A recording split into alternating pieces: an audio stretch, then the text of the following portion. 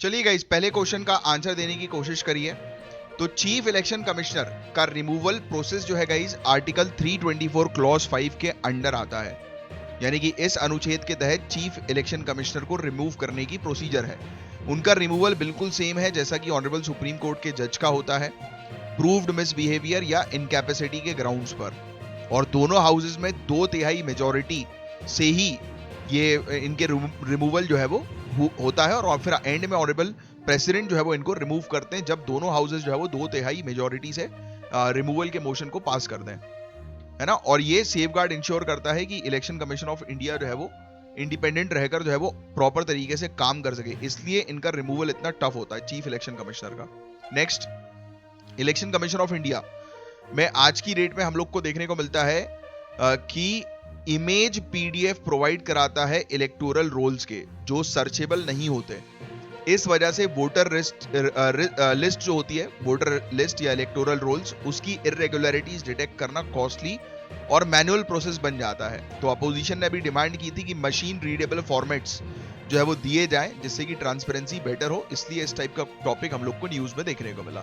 Next, अभी हाल ही में mines and minerals development and regulation amendment bill 2025 पास हुआ है। तो उसका उद्देश्य क्या है? तो इस अमेंडमेंट बिल का मेन एम है, मेन उद्देश्य है माइनिंग सेक्टर को लिबरलाइज करना और क्रिटिकल मिनरल्स जैसे कि लिथियम, कोबाल्ट, निकल, इसका डोमेस्टिक प्रोडक्शन बढ़ाना।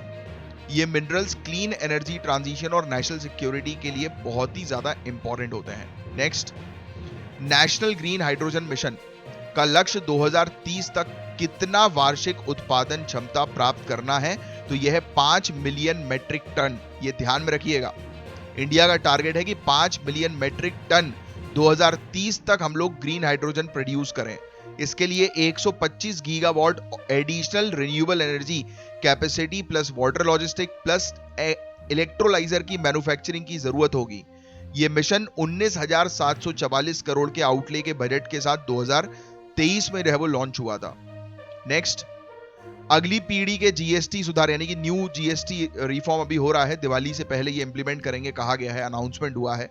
तो नए जीएसटी के स्ट्रक्चर में 2 स्लैब्स रखे गए हैं, 5% एसेंशियल गुड्स के लिए और 18% स्टैंडर्ड गुड्स एंड सर्विसेज के लिए। साथ ही एक स्पेशल 40% का स्लैब भी है जो लग्जरी और डीमेरिट गुड्स जैसे कि टोबैको, अल्कोहल, बेटिंग के लिए रखा गया है।